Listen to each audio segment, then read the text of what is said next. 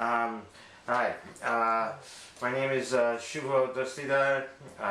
I'm in the ISPaD office in New York City, and it is August 6th, 2016. August 5th today. Oh, thank you for correcting me. I'm interviewing NHM Abu Bakr, and he's from Chittagong or Chattogram, Bangladesh.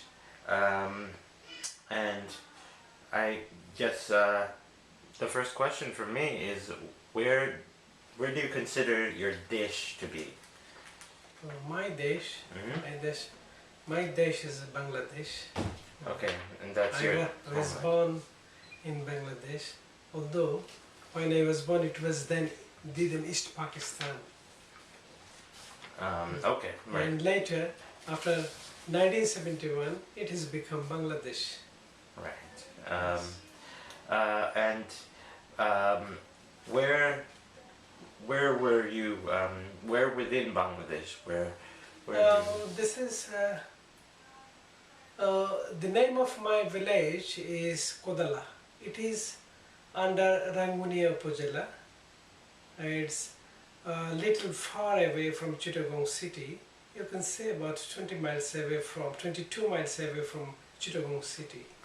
Okay. And how big would you say your village is?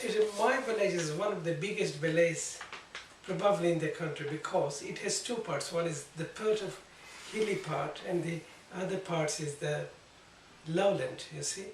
In the first half there is a big tea garden, the famous tea garden. This is called Kodala Tea Garden, Kodala Tea Estate. And the other part is lowland where we people live together Okay. with Muslims, Hindus and Buddhists. Okay. Yes. And well, I was going to ask you if you could describe it, but you did a pretty good job. Is there anything else specific to your city or your area that? There are two things. So if you want to know my district, that is one thing. And probably you were asking about my village. Yes. This is on the south bank of the river Kornofli. It's a beautiful, it's a very beautiful village, you see. Beautiful village, like the panoramic scenario you'll see from the river. And sometimes when we go to the village, we cross the river through boat to boat, and sometimes it's an engine boat, you can say. Okay, like a trawler. And there is a direct way from Chittagong city also, since there is a bridge on the bank of the river in a nearby my village. We can go through that way also. Okay. And there is other way. We can go to my village through ferry also. It is in the Lebuchuri Bazaar near Kaptai. It sounds like a very beautiful place. Yes. And scenic as well. But now, getting to the subject, did any of your relations or neighbors leave their own, what they considered to be their homeland, because of partition? Oh, in West Bengal? And well, your neighbors from where you were in Chittagong. Yes.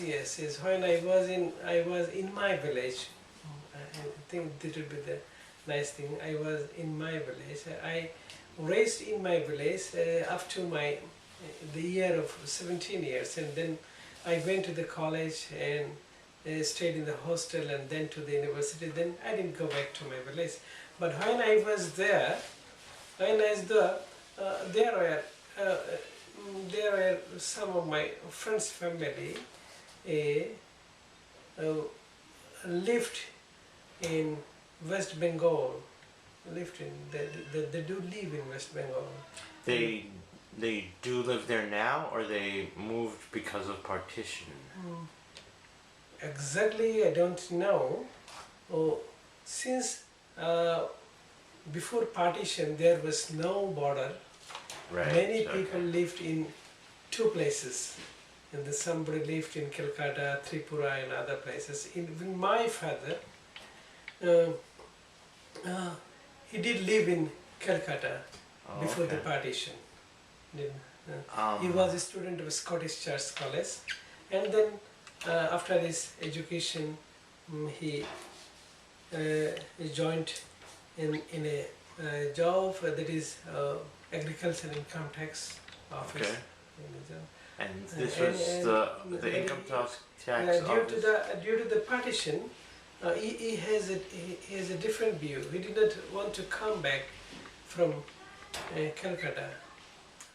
But when the riot started probably in 1948, then he decided that he'll have to come back. Oh, okay. So because of partition, This is partition. he Yes, yes. saw it that Yeah, he had to he change. had to He had to leave. change his job. He had to leave Kolkata, the job, Yes, and and everything. Everything. because He, he had to leave his known places and known friends and known families over there. So it was just your immediate family that moved to back to Chattogram, and everybody else was staying in Kolkata. No, that was not. Then my father was only lived in Calcutta at that time, but my mother, she was then newly married. He was in Chittagong. But my father always liked Calcutta very much. Okay. And she had a plan that if the partition, it might happen, but he thought that there will not be any harm living in both the sides. He thought, he has that kind of thought, Kind of mentality. that kind of thought. But that was not so easy. He saw that later that's not so easy. So he had to give option to Pakistan for his job, the East Pakistan, and he ultimately he came back. May I ask you what your religion is? My religion is Islam. Okay. I am a Muslim. Okay. Yes. So that's directly relevant to the partition questions which I've been asking. Yeah. Because I was asking, my next question would be, why or why not did they leave? And I'm talking about not just your immediate family, but the rest of your family as well, your extended family. And if they did leave, how did they leave? Leave West Bengal? Yes.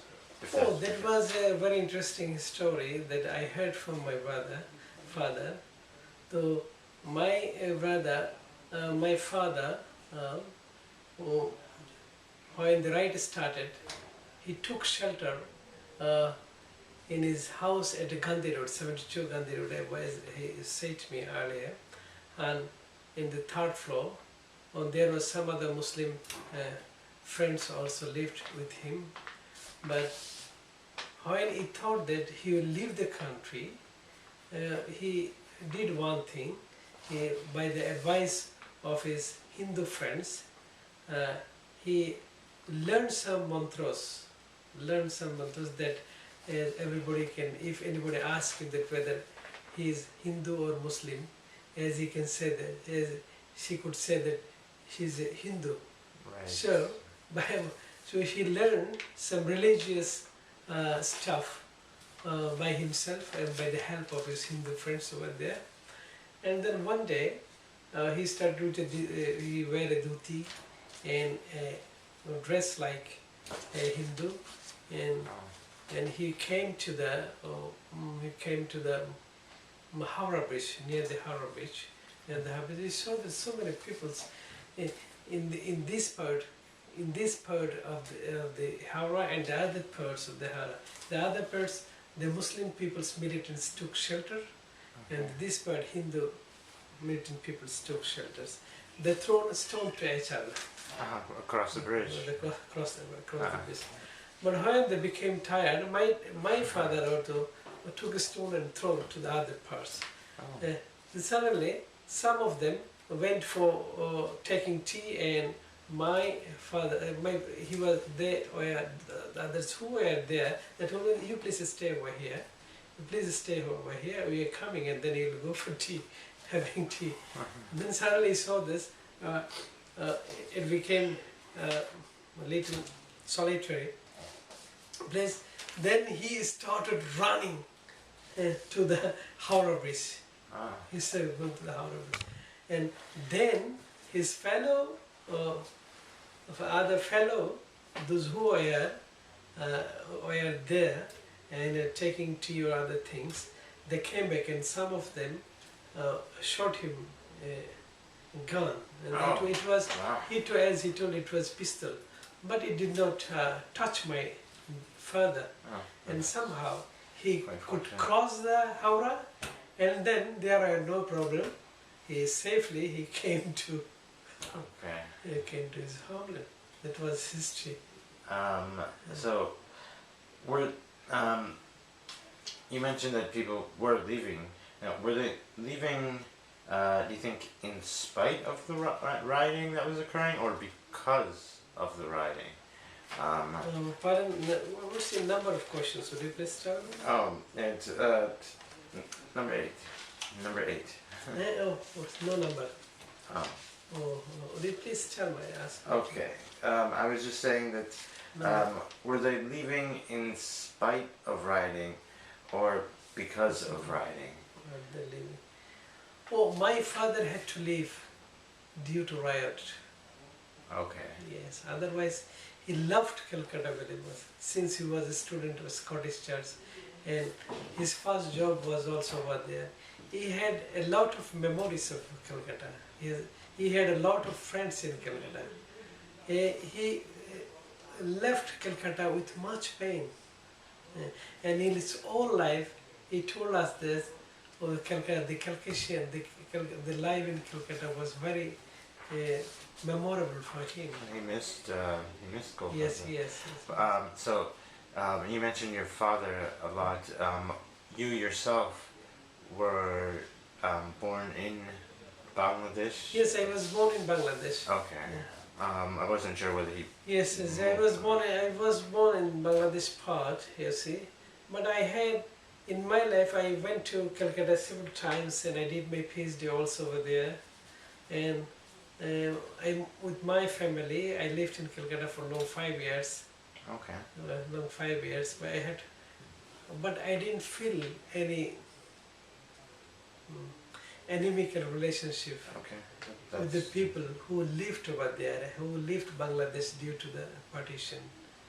And after that, we found so many people, those who were known to us earlier, and they took much care of us.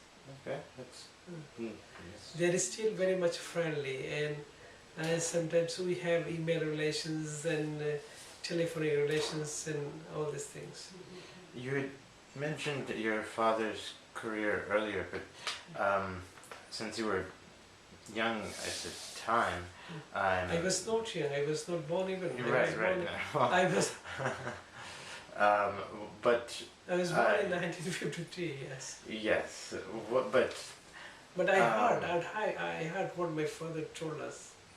And I'm sure he told you many times, because this is something that's very important to him.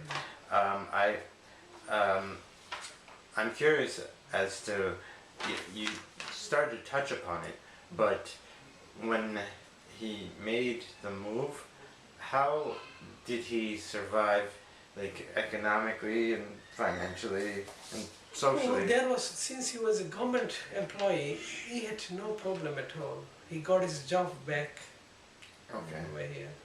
Okay, so there was no financial crisis for him. Rather, my grandmother was very happy that he came back. But in many families, so far I know, even some Muslims also did not come back from Calcutta, those who lived with full family. I think the situation of riots became normal after a few months. So there was no problem at all. Now, you mentioned your family, but did any neighbors or friends sell their homes or have them confiscated because of partition?